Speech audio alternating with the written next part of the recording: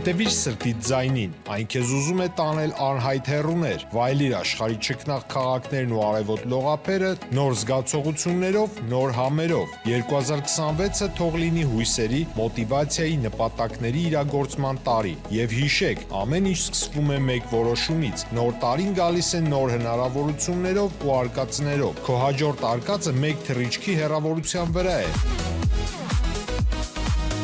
Travel with M 095 89 20 48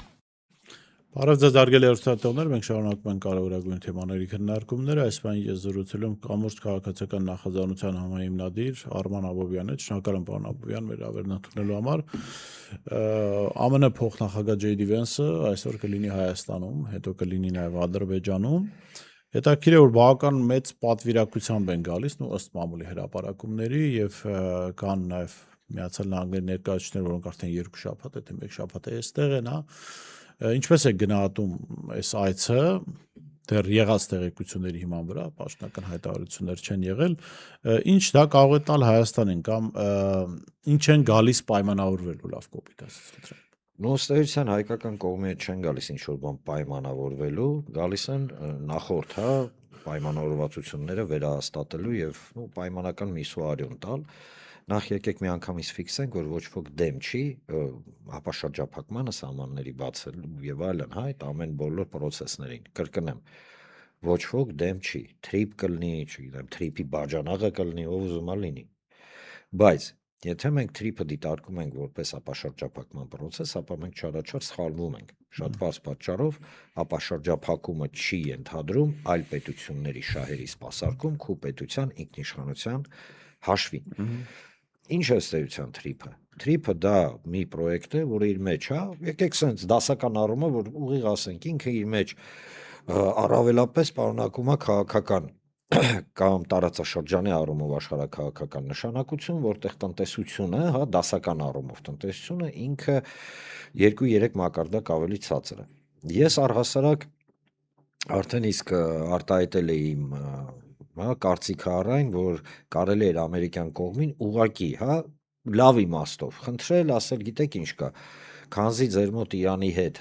բավականին լարված իրավիճակ է հիմա, այսինքն մենք չգիտենք, 25 րոպե հետո խփեն։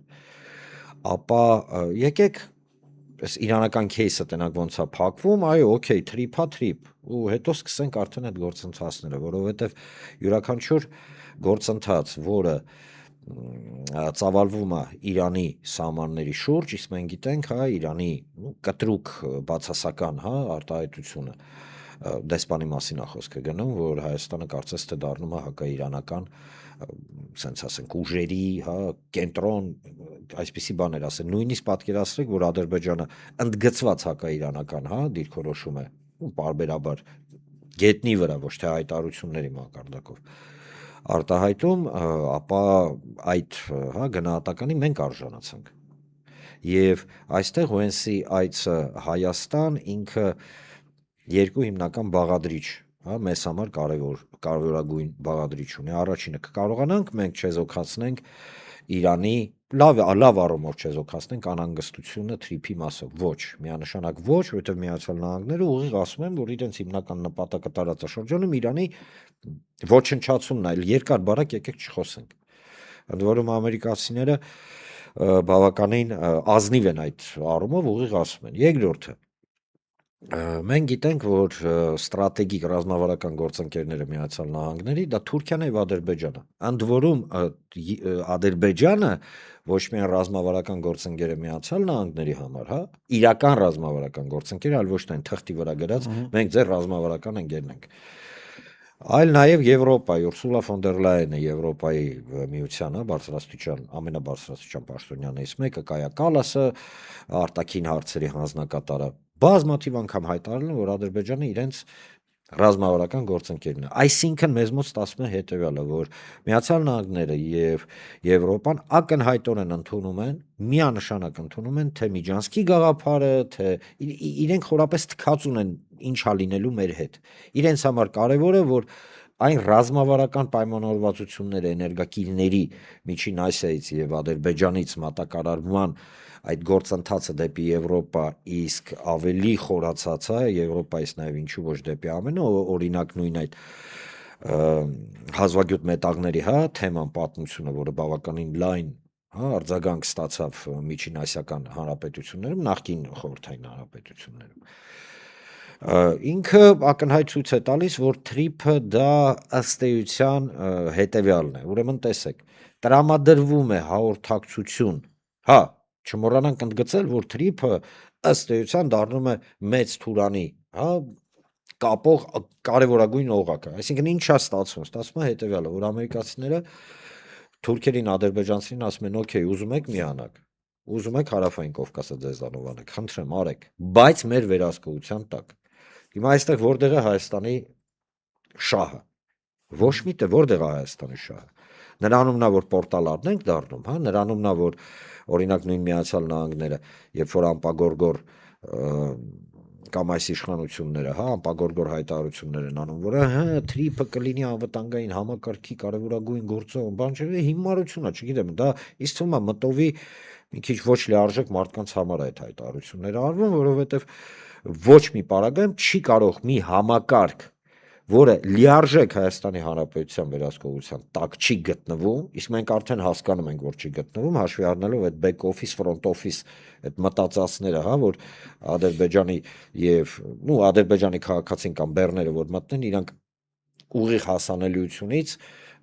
զերծ կմնան հայ մաքսավորների եւ հայ սահմանապահների։ Ես ես պարզապես մի բան ասեմ, որ մենք հասկանանք ու այս թեման կարելի է փակված համարել։ Մինչ այսօրս ոչ մեկ հստակ, ուղիղ, կոնկրետ, առանց ոչ մի երկար բարակ տրնգիների տենց էլ չպատասխանեց այն հարցին։ Սկզբնական մտավ ադրբեջանցին հայկական տարածք։ Այդ front office-ի ասածը ո՞րն է, այսինքն ով է ստուգելու։ Եթե ստուգումը արվում է երրորդ կողմը, չէ՞, մաքսային եւ անձնագրային տվյալների, այսինքն դու չունես, չէ՞, ուղղակի հասանելիություն։ Պայմանական երկրորդ ձեռ է քեզ գալի ինֆորմացիան, քեզ պետք է երկրորդ ձեռ այդ ինֆորմացիան։ Ով կարա երաշխավորի այս պարագայում, որ օրինակ, չգիտեմ, Միացյալ Նահանգները Թուրքիայի կամ Ադրբեջանի հետ չեն գա հակաիրանական ինչ-որ մի պայմանավորվածության, վստահաբար կգան։ Թրիփի ընթացքում օրինակ բեռներ կամ մարդկանց կթողեն մտնեն Հայաստանի տարածք, որի մասին մենք կիմանանք երկրորդ ձեռք, այսինքն հստակ չենք հասկանա ինչ գրուզա, ինչ ոնց է։ Մենք կիմանանք կարտոֆիլ են տեղափոխում, բայց ասենք Սիրիայից օրինակ վարձկանները որտեղից ահաբեկիչներ։ Հասկանում եք, կարելի է շատ երկար բաներ խոսել, ենթադրել, բանանել, բայց մենք պետք է հասկանանք, որ սա միջանցք է գեղեցիկ ամերիկյան ուպակովկով, կրկնեմ, թրիփը իր գաղափարը ապաշրջափակման վատ բան չի։ Վատ բանը միայն հետևյալն է, որ Հայաստանը այս կոնֆիգուրացիայով առաջինը դառնում է բախման կետ, դա ես չեմ ասում, դա ասում են այն աշխարհաքաղաքական կենտրոնները, որոնք հետաքրքրված են նվազագույնը թույլ չտալ Թուրքիա եւ Ադրբեջանի էքսպանսիոնիստական քաղաքականության զարգացմանը տարածաշրջանում։ Տեսեք, նույն իրանցին ասում է, հասկացանք, չէ՞, ինչ է ասում հայկական կողմին։ Ասում է, ուզում ես ճանապարհ բացես, բացի։ Ես դեմ չեմ։ Բայց դու վերահսկի։ Բայց այդ ճանապարհի բացման մեջ ես որքան համոզված եմ, որ այդ ճանապարհը չի լինի, օրինակ նույն Իրանի սահմանի շրջափակումը։ Հայկական կողմը պատասխանը չունի շատ պարզ պատճառով, որովհետև հայկական կողմը այս պարագայում ընդհանրապես կատարածու է Թուրքիայի, Ադրբեջանի, ամերիկացիների ձեռքերով որոշակի պրոյեկտ է, այսինքն ձևավորվում է թրիփի պատրվակով մեծ թուրանի, ճանապարհ, որը վտանգում է Իրանին։ Իրանը ես չեմ ասում դա ասում են իրանցիները, Իրանք վտանգ են ընկալում, պատկերացնում եք ինչ օրի ենք հասել։ Եվ երկրորդը ըստ էության ամերիկացիները թուրքերին, ադրբեջանցիներին սկզբունքորեն ասում են հետևյալը, ուզում եք, չգիտեմ, ինչ ուզում եք արեք տարածաշրջանում, բայց մեր վերահսկողության տակ դա պետք է լինի։ Հիմա որքանով է անվտանգային առումով սա մեծ ձեռնտու։ Իհարկե ձեռնտու չի։ Թրիփի, եթե պայմանական թրիփը չունի ինչպես այս իշխանությունը ասում են, ինքը ոչ մի աշխարհաքաղաքական, գեոպոլիտիկ դեր չի խաղում կոնֆրոնտացիոն, այսինքն իրար հակնելու, հա, ասենց ինչ որ կոնֆրոնտացիոն արեալ ձևավորելու ներքո, դե լավ, եթե դա այդպես չի, հա, տրամաբանական է, չէ՞ որ այս պարագայում ինչու ոչ կարելի է նույն գործընկերների հետ կլինի Ռուսաստան, Չինաստան, կլինի դա Իրան, չէ, հայկական կողմին դուրս գալ ամերիկացիների մոտ առաջարկով ասել, գիտես ինչ կա, այս մարդիկ պետքա համոզված լինեն, որ սա իրանց դեմ չի, եկեք միասին նստենք եւ հասկանանք մեխանիզմը։ Բայց քանզի հայկական կողմը հակառակ 180 աստիճան թմկահարում է ուղղակի абսուրդին, հա, մոտիկ պնդորում լուրջ դեմքով դա է, էլի սպան, որ լուրջ դեմքով դուս են գալի абսուրդ են խոսում։ Օրինակ թրիփը կլինի անվտանգային համակարգի բաղադրի ու հենց թրիփը եղավ, էլ ոչ մեկ տենելով ամերիկյան դրոշ ոչ մի բան չի անի։ Այ ինչ եք խոսում, դուք լսում եք ձեզ կողքից։ Հիշում եք երասխում։ Երասխի գործարանը Պայմանական, հա, բացի դրանից ասեմ ավելին։ Այս իշխանությունը ընտրություններին ընթառաջ ամեն ինչ է անելու, ամեն սուտ է ասելու, ընդ որում կա կարծրատիպ հայկական հասարակության մեջ, որ եթե խոսում է պաշտոնյա, հա, տենց կոստյումով, գալստուկով, բան է ճիշտ բան ասում, ոչ, ցույց տվեց ժամանակը, որ ոչ մի ճիշտ բան այդտեղ չկա։ Հիմա մենք դառնում ենք, այլ ճիշտ դարձել ենք արդեն բախման կետ։ Պարոն Մուրազի, դուք կարող եք կանխատեսել Իրանի շուրջ զարգացումները ինչ մակարդակի կլինեն։ ամեն օր փոխվում է առողջապահությունը։ Չեն կարա, չէ։ Կամ ասեմ ավելին, դուք բավականին ակտիվ խորացած եք սիրիական եւ հյուսիսիրաքյան кейսին։ Հիշենք սկզբնական փուլում ինչ էր խոսում Սիրիայի մասով, ինչ էր խոսում Իրաքի մասով։ Ինչ ստացանք։ Ստացանք երկու պետություն, որոնք ըստ էության չունեն ոչ ինքնիշխանություն, ոչ մի բան չունեն, բայց նույն բանն էր, չէ՞ խոսվում։ Իսկ ինչ վերաբերում է որ տնտեսությունը կամ ճանապարհը կարա լինի օրինակ երաշխիք, որ պատերազմ չի լինի, սա ուղղակի այս արտահայտությամբ վիրավորում են մարդկանց ինտելեկտը, լուրջ եմ ասում։ Որպես օրինակ կարելի է Սիրիան չեն բերում որպես օրինակ, չնայած Սիրիան միշտ եղել է կարևորագույն խաչմերուկը մերձավոր արևելքում։ Կանգնացրեց դա Թուրքիային օկուպացիայից։ Ոչ, ինքը խրախուսեց։ Ասեմ ավելին, միջև Ի վերջո Սիրիան ներողություն շատ բան դառը օրինակ է ցույց տալու թե ինչ է սպասվում Հայաստանում։ Արտաքինից դա Թուրքիայի կողմից իբր օկուպացված չի, հա, իրանք նախագահ ունեն, բան ունեն, բայց հասկանալի է թուրքական ազդեցությունը եւ Տրամպը դրա մասին շատ բացահայտ խոսեց, ասաց նու մասնավորապես Իսրայելի մասով, ասաց Իսրայելը մեզ օգնեց Սիրիան դնել Թուրքիայի տակ, հա, եւ Էրդողանը Սիրիայի հարցը լուծեց։ Սա ցույց է տալիս թե ինչպես կարող են ընթանալ պրոցեսները մեր մասով։ Հա, կարող է այստեղ լինել իշխանություն, որի անունը կլինի հայկական, բայց ում են իրենք ենթարկվում, դա արդեն հասկացանք ինչ է։ Յուրաքանչյուր դեպքում մենք պետք է ֆիքսենք հետևյալը, որ չի կարելի այս պարագայում մեղադրել այս կամ այն աշխարհաքաղաքական կենտրոնին, տվյալ դեպքում ամերիկացիներին։ Ամերիկացիները լուծում են իրենց հարցերը եւ այդ իրենց հարցերը լուծման ընթացքում, այո, իրենք հետապնդում են միմիայն իրենց շահերը, իսկ իրենց շահերից բխում է Թուրքիա եւ Ադրբեջանի ամրապնդումը տարածաշրջանում։ Երկրորդ կետին անցնենք։ Թուրքիան եւ Ադրբեջանը իրենց ամրապնդումը տարածաշրջանում դիտարկում են միայն եւ միայն հայկական էթնո-քաղաքական միավորը, այսինքն Հայաստանի եւ հայերի տոտալ ճնշման եւ վերահսկողության ներքո։ Սա ես չեմ ասում, սա ինչ որ ընդդիմադիր կամ իշխանամետ, բայց ասում են Զայեդը ստացանք, արդեն մարդկային եղբայրությունը չէ։ Ուրեմն տեսեք, եղբայրությունը հաստատվել Փաշինյանի, Ալիևի, ադրբեջանցիների միջեւ։ Տեսեք, ես ասեմ ավելին, եթե նույնիսկ ստանան Նոբելյան մրցանակ, հա, դա գետնի վրա ոչ մի բան չի փոխում, որովհետեւ Զայեդի պահով, այսինքն այդ մրցանակի ովքեր էին Զայեդը տալիս, սաուդիտները, ճիշտ է, որոնք 30 տարի ի վեր կատաղի հակահայկական քաղաքականություն էին վարում։ Եվ Զայեդի տալը դա ռևերանս էր եւ եղբայրական ժեստ էր Ադրբեջանին, ասելով, որ ըստ էության կարելի է հայերին կոտորել, կարելի է հայկական տարածքները օկուպացնել, կարելի է զարգացնել արևմտյան Ադրբեջան հայ վիժվասկացին գաղափարը եւ դրա հետ մեկտեղ կարելի է անել այնպես, որ հայերը երջանիկ կընդունեն իրենց ոչնչացման թեզը որպես խաղաղության արգասիկ, Այսինքն այստեղ մենք պետք է շատ հստակ եւ պարզ հասկանանք ինչը ըստ էության, պարոն Մուրազի, խաղաղությունը, հա, Ադրբեջանի եւ Թուրքիայի տեսլականի ներքո։ Դա հայերի բացակայությունն է, ուրիշ տարբերակ չկան, որում երբ որ սրանք խոսում են խաղաղության մասին, որ տեսեք բենզին են տալիս, ես ասում եմ ժողովուրդ ջան, բենզինը տալիս են ինչի դիմաց, հա, տարբեր վեկտորներ կա, Թուրքիան Ադրբեջանի հետ ամեն ինչ են անելու, որ այս իշխանությունը վերարտադրվի, արդեն ներվերը չի դիմանում, բացահայտ սատարում են, բացահայտ առանց ոչի բանի։ Սպասեք, հենց ձեր եթերում եկեք մի անգամից ֆիքսենք, որ փետրվարի, ինձ թվում է հենց այսօրվանից, դե լավ։ Մենք ականատես կլինենք մի քանի ռեզոնանսային շատ ուժեղ քայլերի Թուրքիայի Ադրբեջանի կողմից։ Օրինակ, Թուրքիայի կողմից սահմանի բացում, որովհետև ժողովուրդը չգիտես ինչու մոռացել է, որ Թուրքիան է սահմանը փակել, մենք չենք փակել։ Ուրեմն իրանք փակում են, իրանք բացում են ու հետի հենց մեր վրա էլ ծախում են։ Սահմանի բացումը երրորդ երկրների քաղաքացիների համար։ Դեպս որ թուրքական մամուլը գրել էր, որ արագացնում են այդ գործը։ Այո, դե իրենք պետք է հասցնեն միջև Ընտրությունների համար է դա։ միանշանակ։ Հական Ֆիդանն էլ հայտարարեց, որ Նիկոլ Փաշինյանը իրենց ուզած տեխնացուն է եւ Այո, բանագիտական լեզվից թարգմանում։ Գիտեք ամենացիծարենին որն է, որ իշխանությունը գլխի վեր տալիս, մեր ինքը ուրիշ բանի նկատի ուներ, ես։ Լավ, ուրիշ բան նկատի ուներ։ Այո, բայց երբ որ տեղադրում ես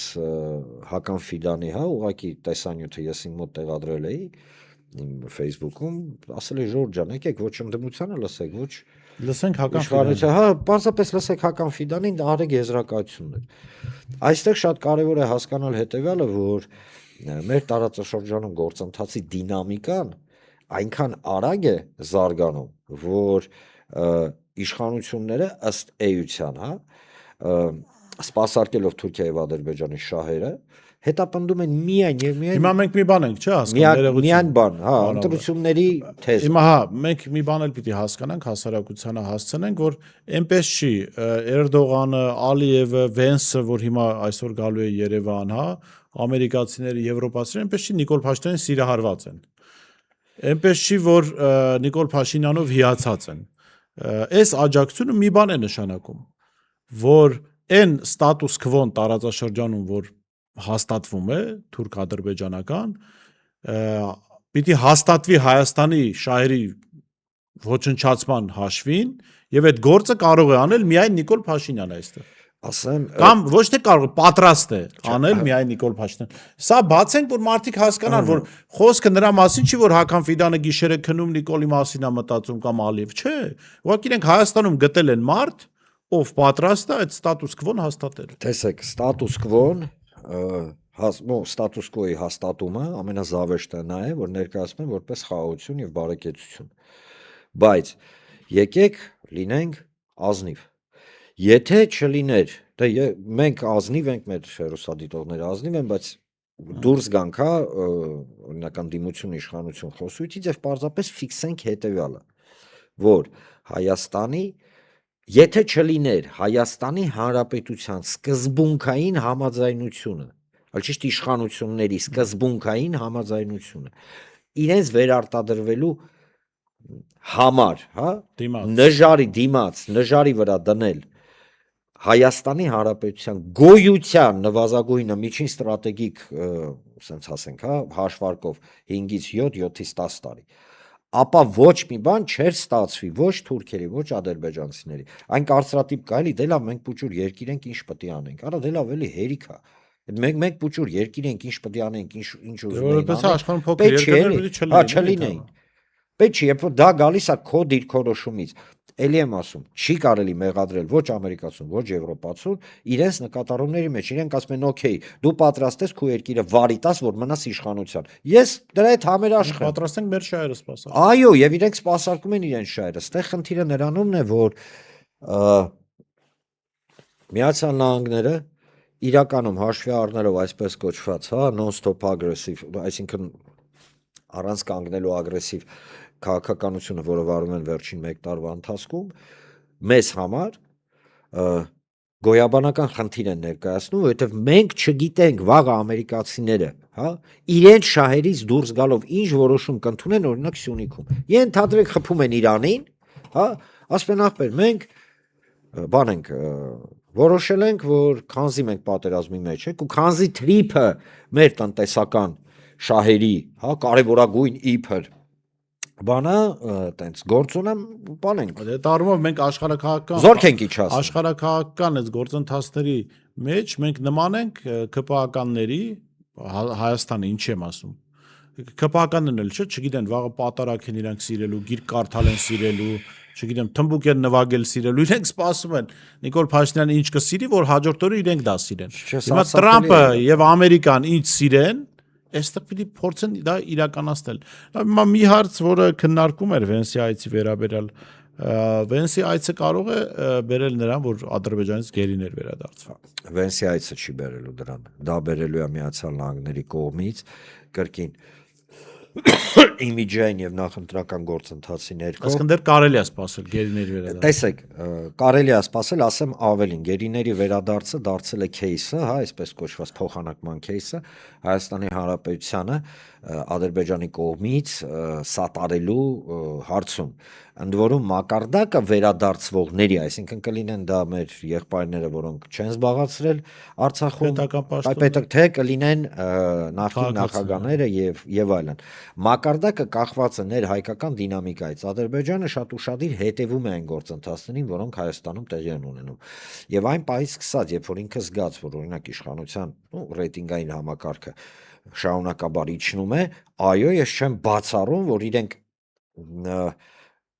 գերիների, այլ ճիշտ պատանդների վերադարձը, հա, իրենք տարբեր փաթեթների մեջ տեղավորեն։ Այսինքն, եթե իրենք տեսնեն, որ պարզապես մի քանի հոգի գերի կամ 10 հոգի գերի, բայց Արցախի ռազմաքաղաքական ղեկավարությունը մնում է, բայց այս գերիներին տալիս են, ինքը էականորեն կբարձրացնի։ Եթե տեսնեն ոչ, հնարավոր է նաև 1-2 օրինակ նախագահներից, ես հիմա կոռեկտությունից դուրս գալով անուններ չեմ տա, հարազատներ ունեն մարդիկ, բան ունեն,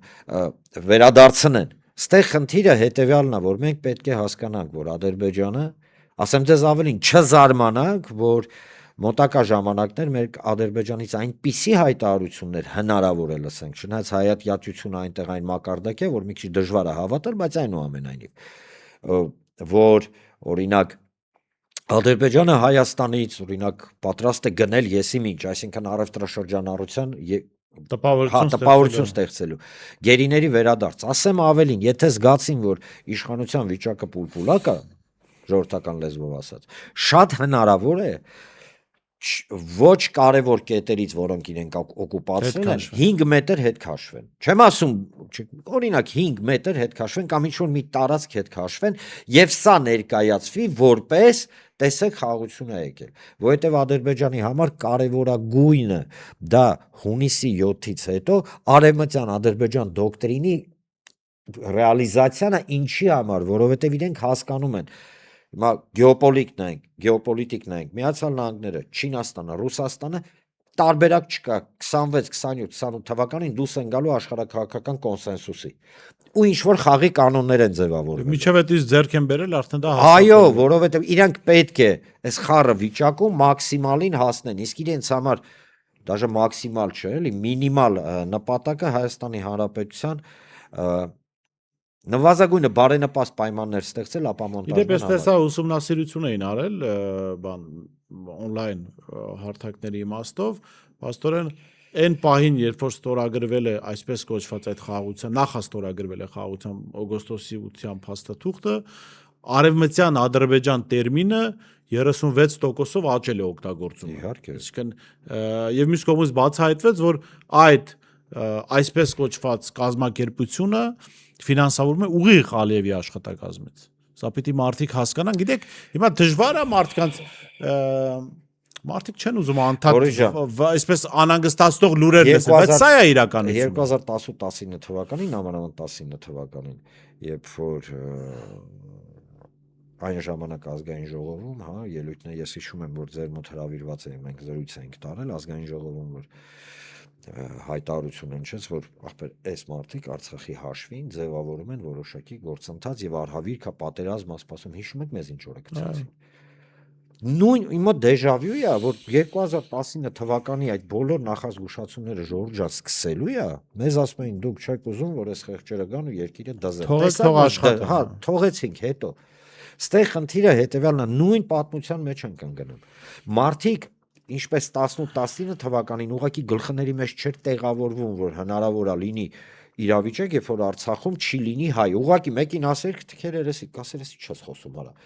Նույնը հիմա, երբ որ ասում ենք ժողովուրդ ջան, Ադրբեջանը ի տարբերություն այս իշխանությանը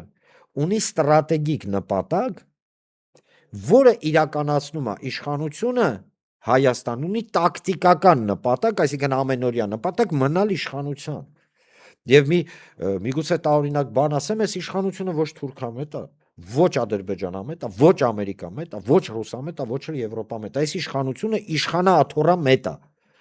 Իրենց միևնույն է ընդհանրապես, հավատացնում եմ ձեզ, միևնույն է։ Իրենք ասում են հետևյալ, հիշում եք, չէ՞ որ ասում է իզմերով մենք իզմերով իշխանություն չենք։ Առաջին անգամ երբ որ լսեցի, ասեցի, վсё, բարի գնացինք։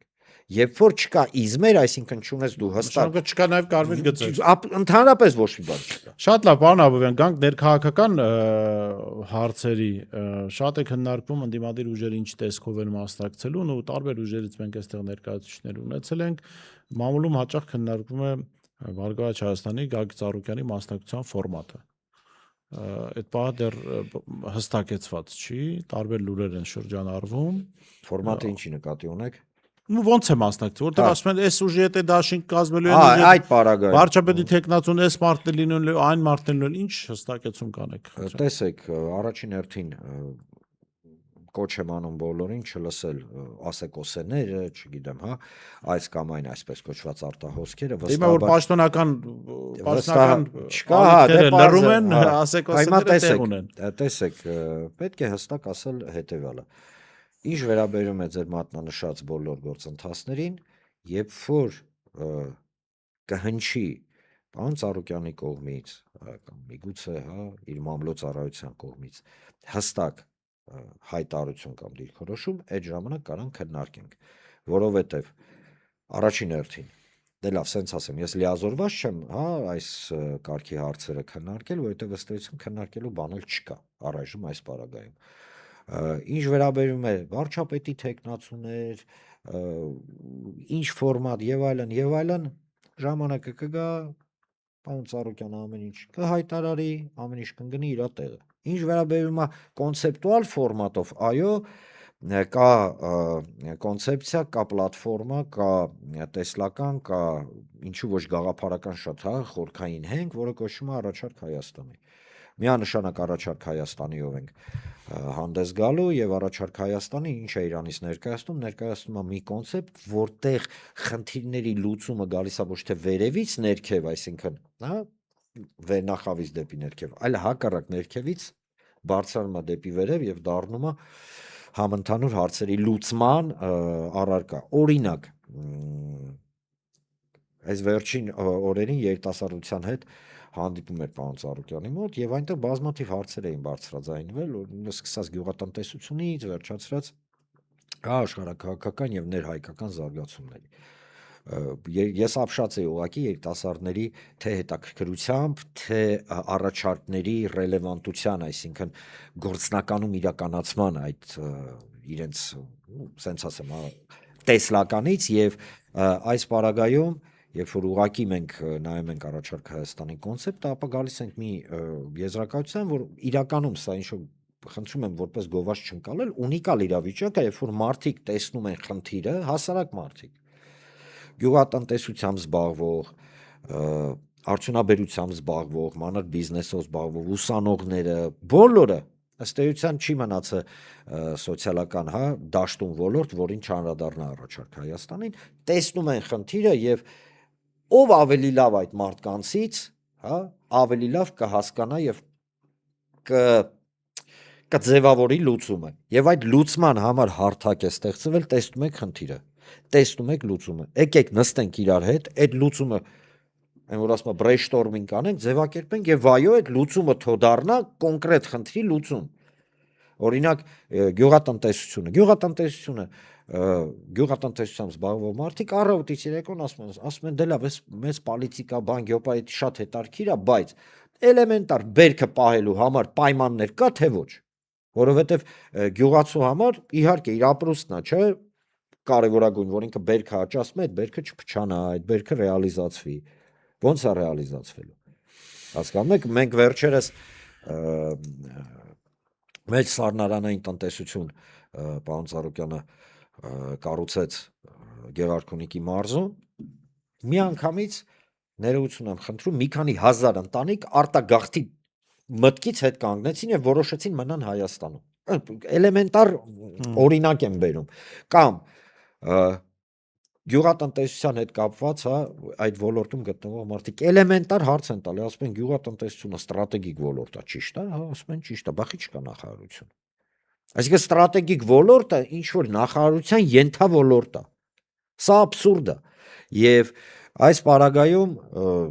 ասեմ, առաջարկ Հայաստանինն է լինելու միանշանակ այն պլատֆորմը, որի վրա հենվելով ընտրություններին մասնակցելու ենք։ Ինչ վերաբերում է տեխնացուներ, վարչապետի տեխնացուներ, չգիտեմ, Բայց ինչու եք դուք ընդդիմադիրներով գաղտնի պահում եք պահ։ Բոլոր ընդդիմադիր ուժերը ինչ որ բան ինչ որ գաղտնիքի բան են պահում, հա։